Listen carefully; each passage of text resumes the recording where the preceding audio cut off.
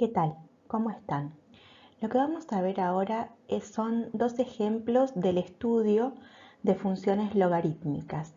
Vamos a hacer un recorrido utilizando los conceptos que venimos estudiando desde generalidades de funciones.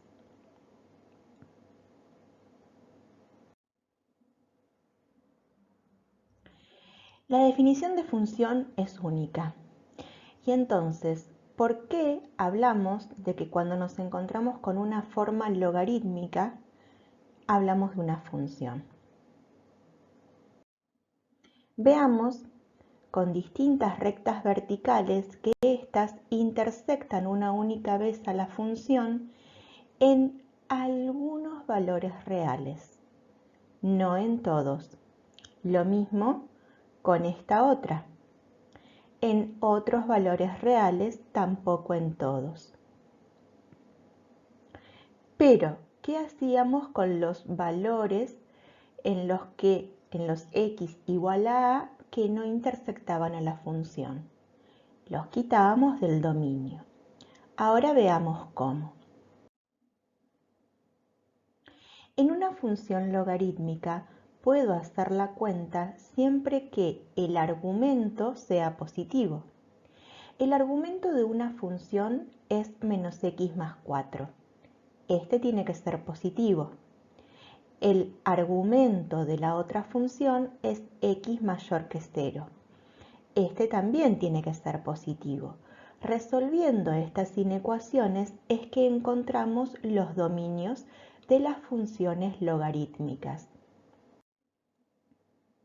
Por ejemplo, vemos que el dominio de esa función es de menos infinito hasta 4, que es el conjunto solución de una de las inecuaciones planteadas anteriormente. Y vemos que en esta otra función el dominio es de 0 a más infinito. Cuando hablamos del codominio, en las funciones logarítmicas pasa algo fantástico. ¿Por qué? Porque el codominio es igual a la imagen en todas las funciones logarítmicas. ¿Qué es esto? Que recorre todos los reales. Veamos. La función logarítmica, esta viene desde menos infinito y va hasta más infinito. Esta otra también viene de menos infinito y va hasta más infinito. Entonces tenemos imagen real. Cuando intersectamos con los ejes, tenemos que resolver dos sistemas. Lo que ocurre con las funciones logarítmicas es que a veces no intersecta a uno de los ejes. Una función logarítmica siempre intersecta al eje X, pero puede no intersectar al eje Y. Veamos. Ahí tenemos un punto de intersección con el eje Y, que surge resolviendo uno de estos sistemas, es el punto de coordenadas 1, 0. Y acá lo que tenemos son dos intersecciones, con el eje X y con el eje Y. La primera función de la que estuvimos hablando no intersecta al eje Y.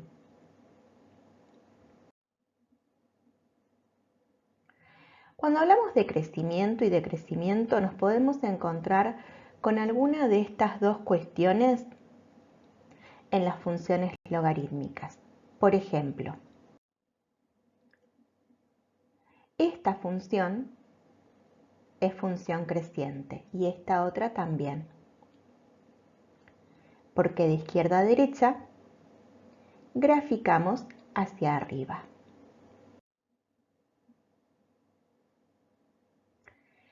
Podemos plantear la inecuación que habla del conjunto de positividad, pero no resolvemos inecuaciones logarítmicas.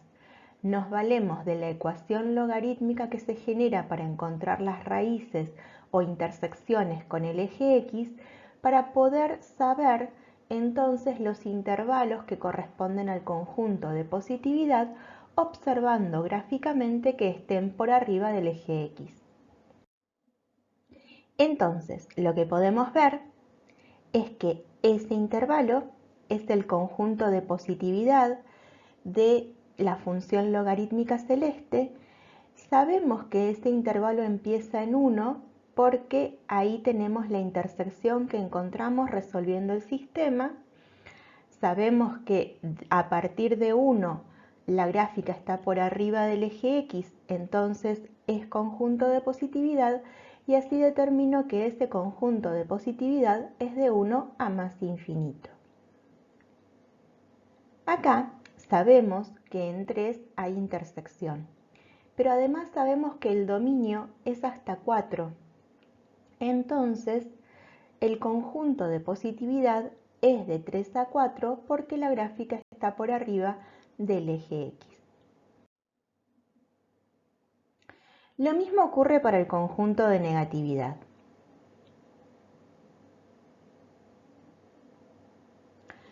No resolvemos inecuaciones logarítmicas, nos valemos de la intersección con el eje X y gráficamente entonces observamos cuando la gráfica está por debajo del eje X.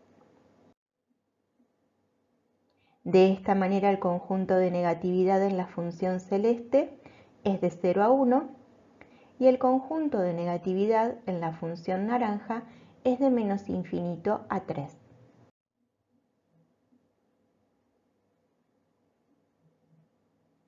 Podemos encontrar funciones cóncavas hacia arriba o cóncavas hacia abajo, pero una función logarítmica solamente va a presentar una concavidad.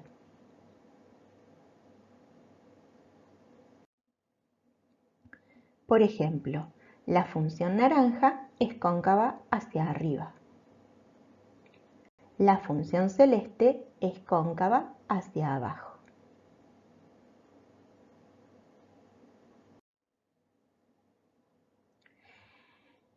Mínimos y máximos no vamos a encontrar en las funciones logarítmicas, ni relativos ni absolutos.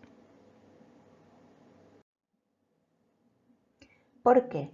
Porque nos podemos venir desde menos infinito e ir hasta más infinito, y lo mismo desde menos infinito hasta más infinito sin que cambie la concavidad. Entonces en ningún lado se genera una vueltita que algo nos quede más arriba o más abajo, aunque sea en un intervalito. En las funciones logarítmicas tenemos asíntotas verticales. Lo que no tenemos son asíntotas horizontales. Por ejemplo,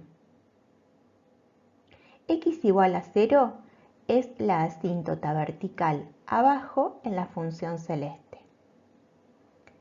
X igual a 4 es asíntota vertical arriba en la función naranja.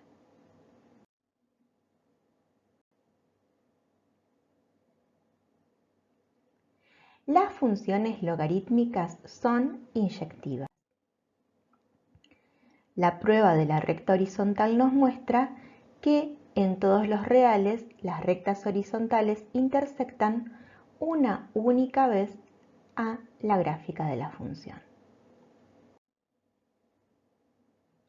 Las funciones logarítmicas son sobreyectivas.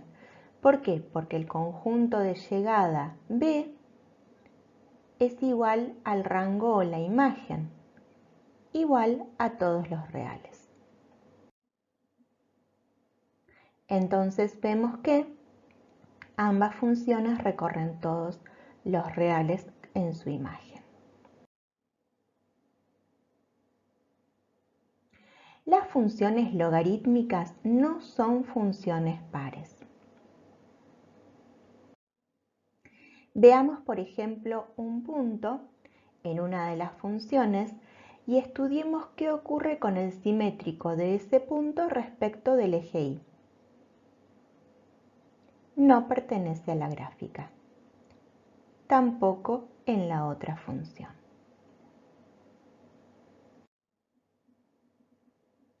Las funciones logarítmicas no son funciones impares.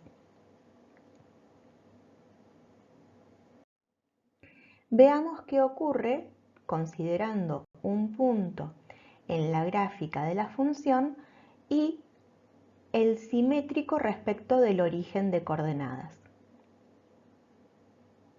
No pertenece a la gráfica, tampoco en la otra función.